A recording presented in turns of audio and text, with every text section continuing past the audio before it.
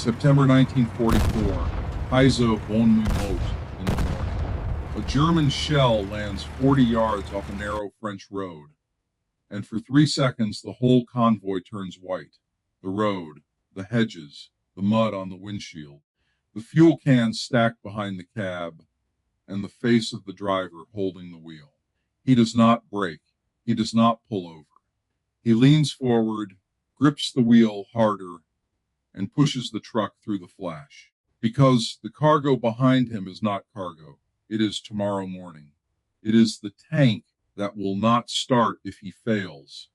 It is the infantry company that will wait for artillery shells that never arrive. It is the armored column that looks unstoppable on a map until one empty fuel tank turns it into parked steel. That was the hidden war behind the war.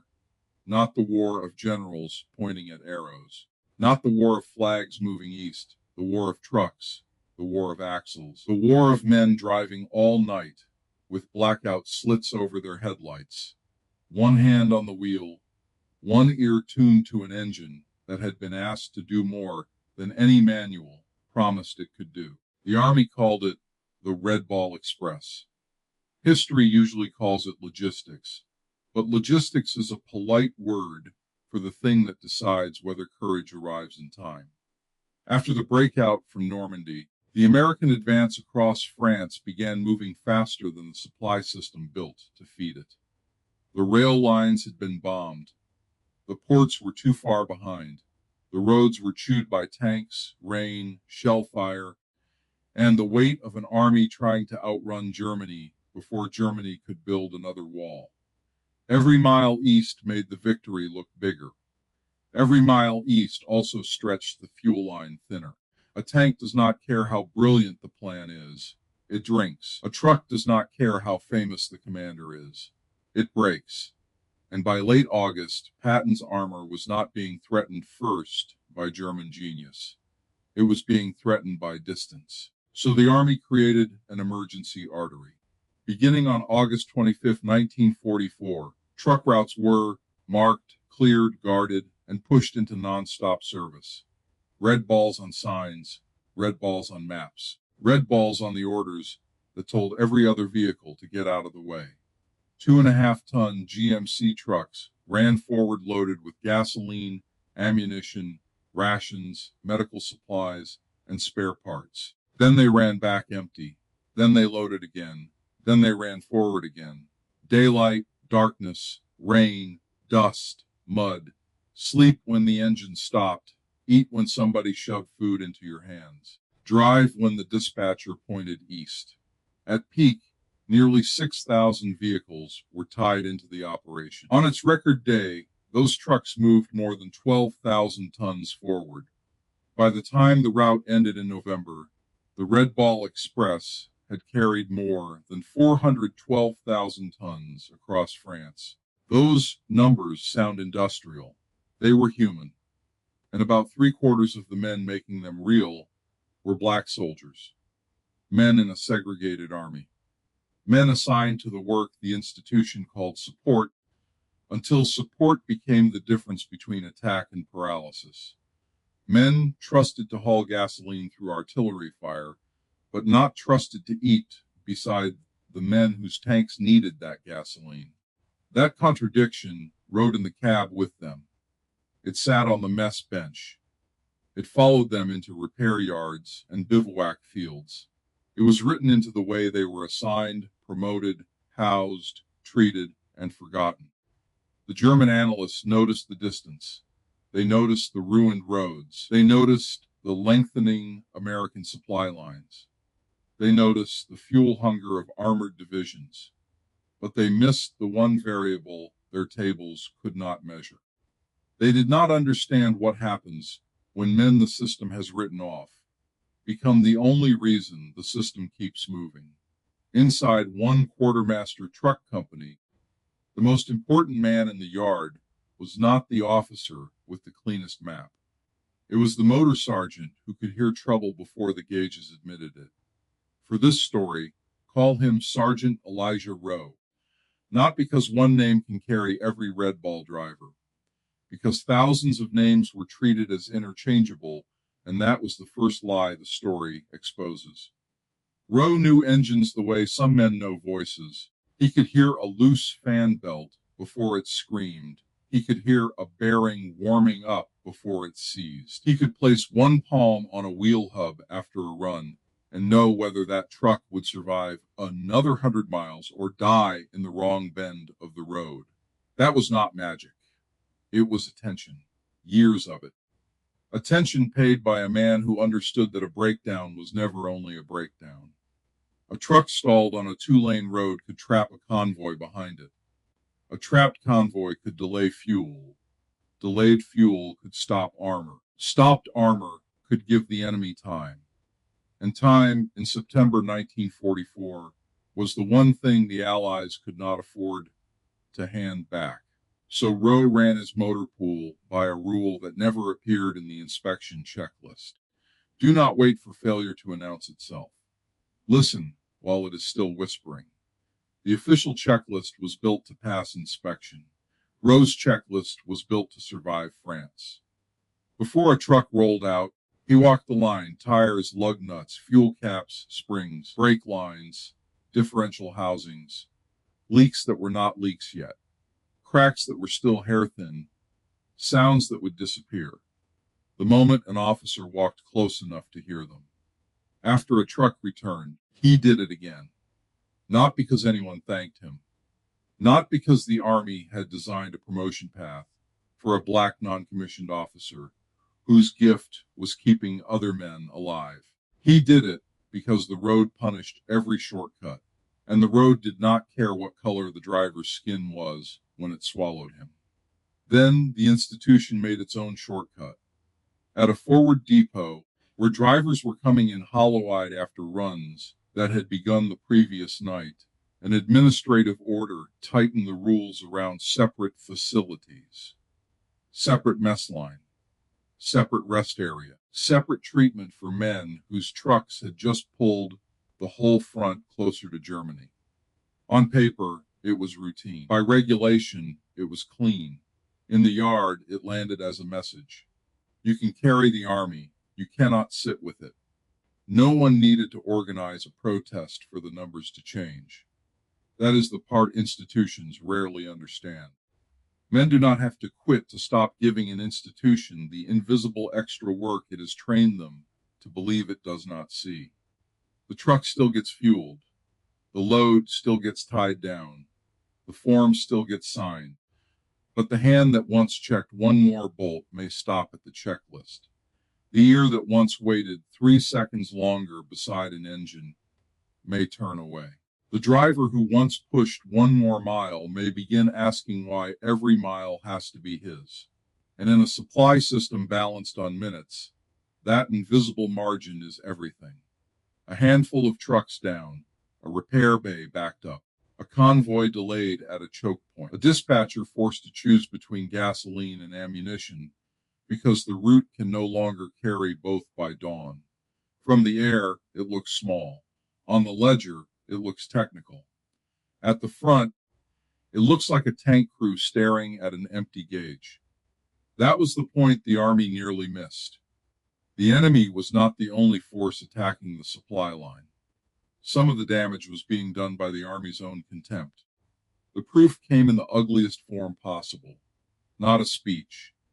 Not a moral argument, a readiness sheet.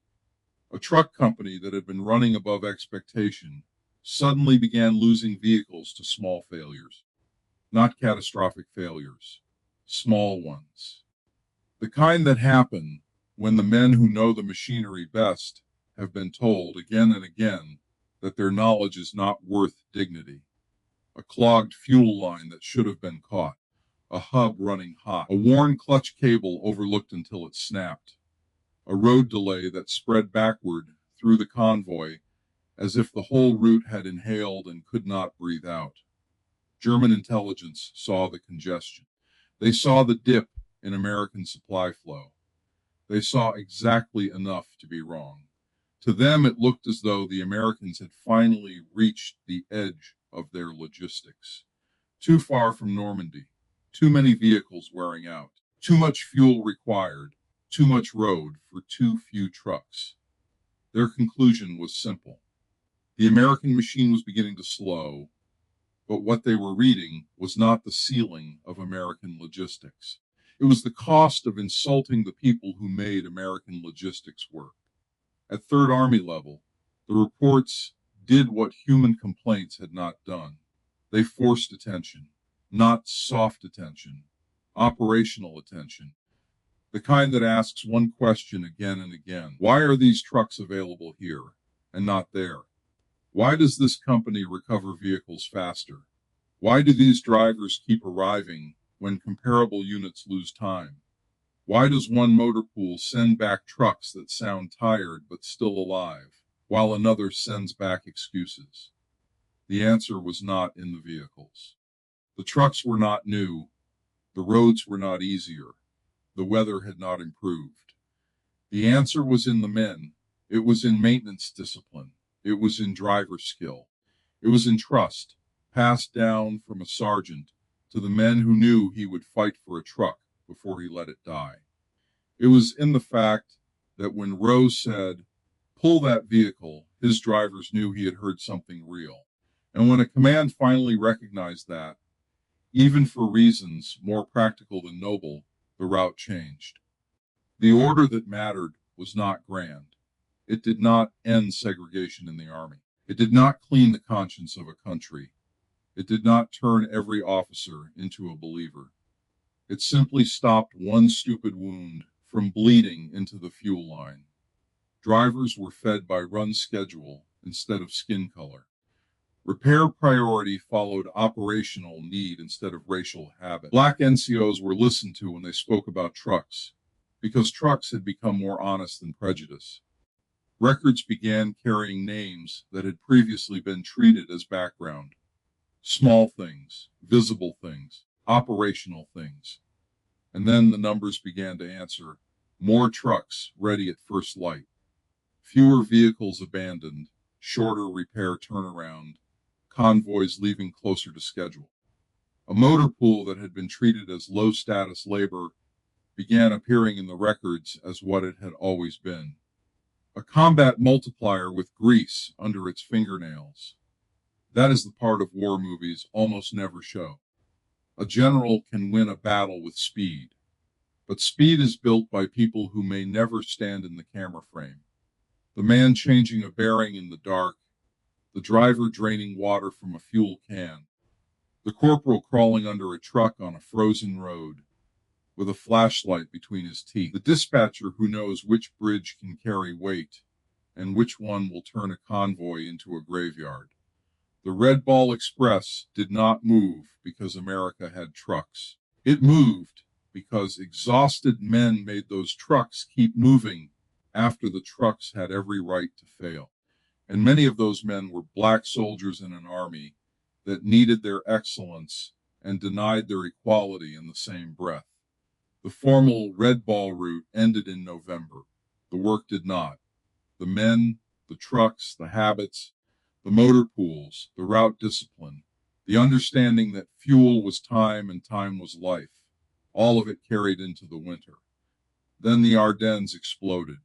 December 1944, German armor punched into the Allied line under snow, fog, and surprise.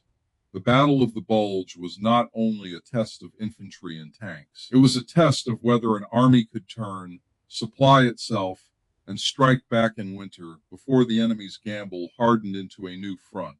Patton's Third Army had to pivot north. That pivot required fuel, ammunition, rations, bridge equipment, tire chains, spare parts. All of it had to move through cold roads that broke machines and men with equal patience. In 1 yard before dawn, Sergeant Rowe walked the truck line with a flashlight and stopped at a front wheel. Nothing was visibly wrong. The tire held pressure. The lug nuts were seated. The driver was ready.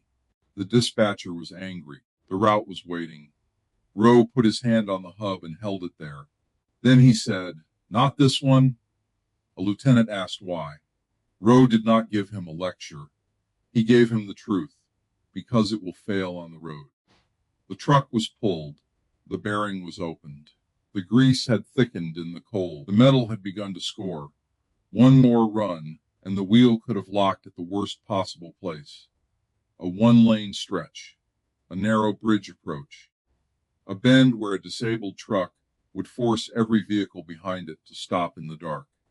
40 minutes later, the bearing was repacked, and the truck went back into line. No headline followed. No medal ceremony waited. No historian wrote the sentence the way a battlefield sentence usually gets written. But somewhere ahead of that truck, fuel reached men who needed it. And somewhere behind it, a convoy did not freeze into a roadblock because one black motor sergeant heard a failure before it became visible. That is how logistics wins. Not in one roar, in 1,000 prevented silences. German planners had believed American supply would crack under distance, weather, and fuel hunger. They were not foolish to watch those things. They were foolish to think those things were the whole system. They modeled roads. They modeled tonnage. They modeled fuel. They modeled truck counts. They did not model dignity. They did not model what happens when ignored men decide the work is still worth doing. They did not model what happens when a commander, a staff, or even a frightened bureaucracy finally learns that respect is not decoration, it is capacity. After the war, America did not suddenly become honest about these men. Many came home to segregated buses, segregated jobs, and local newspapers that could shrink a war record into one polite sentence. Their trucks had crossed France. Their country still asked them to step aside. But records have a strange patience. A tonnage sheet survives. A maintenance log survives. An availability table survives. And those records carried a hard lesson into the post-war army. Segregation was not only a moral failure, it was operational waste. It made the army weaker. It buried skill. It slowed work. It forced the institution to pay, in lost capacity, for every person it refused to see. On July 26, 1948, President Harry Truman ordered equality of treatment and opportunity in the United States Armed Services. That order rested on moral ground. But inside the files, another truth had become difficult to deny. The Army had watched its own supply line improve when the men inside it were treated as essential instead of invisible. The tanks got the photographs. The generals got the statues. The maps got the arrows. But the advance across France ran on fuel cans, canvas seats, tired hands, and black drivers who kept going when the Army had given them every reason to stop giving more than the rule book demanded. That shell at Haizo Bon Mimot in the morning did not miss history.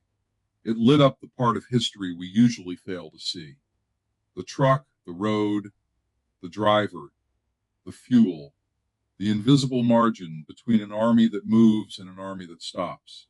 A tank runs on gasoline. An army runs on trust. And when the men carrying the gasoline are finally seen, the whole machine moves farther than its enemies believed possible.